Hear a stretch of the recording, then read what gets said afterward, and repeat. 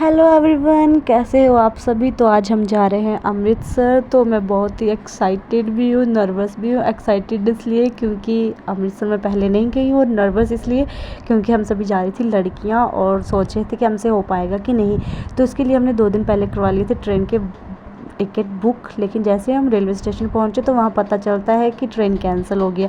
तो हमारे पास टाइम नहीं था, इसलिए जल्दी से हमने ऑटो करी। ऑटो वाले ने हमें बस स्टॉप पे छोड़ दिया, साथ में ही हमें बस मिल गई। बस फिर हमने 4 घंटे हमने बस में सफ़र किया और उसके बाद पहुँच गए हम अमृतसर। तो बस स्टैंड से करा हमने ऑटो।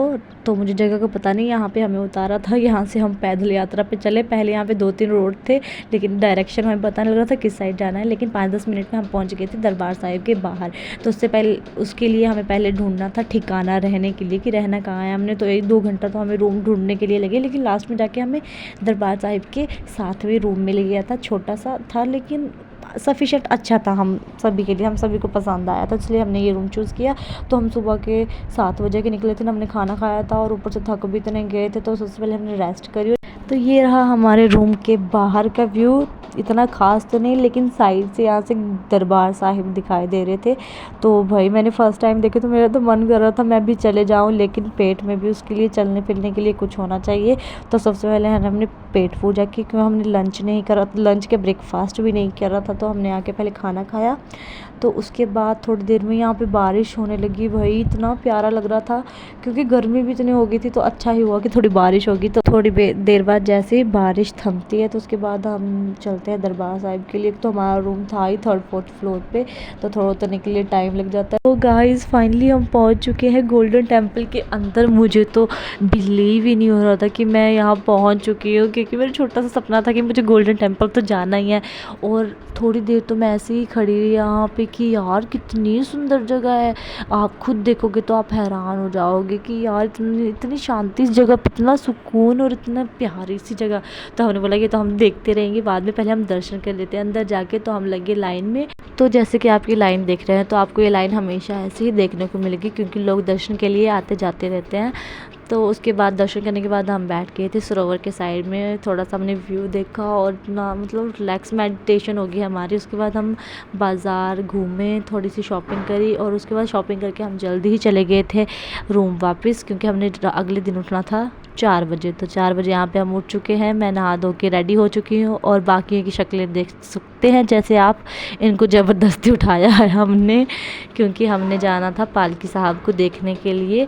तो एग्जैक्टली मुझे भी नहीं पता, लेकिन होता है कि पालकी लेके आते हैं। लेकिन गाइस हम हो गए थे थोड़े से लेट। लेकिन व्यू सुबह सुबह 4 बजे का व्यू कितना सुंदर होता है। तो हमने बोला चलो देख नहीं पाए तो अभी दर्शन ही कर लेते हैं। तो भाई आज था सैटरडे, और वीकेंड पे यहाँ पे बहुत ही ज़्यादा भीड़ होती है, जैसे आपने लाइन देख के पता लगा लिया होगा।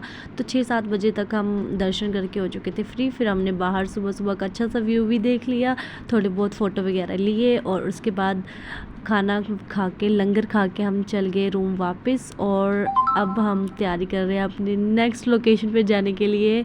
तो अभी मैं आपको मिलाती हूँ इन ड्रामेबाजों से। ये सबसे बड़ी ड्रामेबाज ये है अंशु, ये है कोमल, और ये थोड़ा कैमरे से छिपती हुई लड़की भारती, ये है मेरी शिवानी, हाँ मेरी। और यहाँ पे इनके ड्रामे शुरू हो गए हैं, क्योंकि मैं रेडी होके मैं मतलब पूरा रेडी हो गई हूँ, और इनके किसी के बाल नहीं बन रहे और कोई फाउंडेशन के लिए लड़ रहा। ये कंजूस नंबर 1 अंशु, ये भारती को फाउंडेशन नहीं दे रही थी, और दे तो रही थी, लेकिन आज जैसे कि आप देख सकते हैं कैसे दे रही थी। भारती दीदी मैं ही आपको दूंगी, मैं आपके हाथ में दूंगी डाल के, जितना आपको चाहिए उतना ही दूंगी मैं, पर दे निकाल ही नहीं रही थी। जो बाहर से लगा हुआ था उसी को दे रही थी।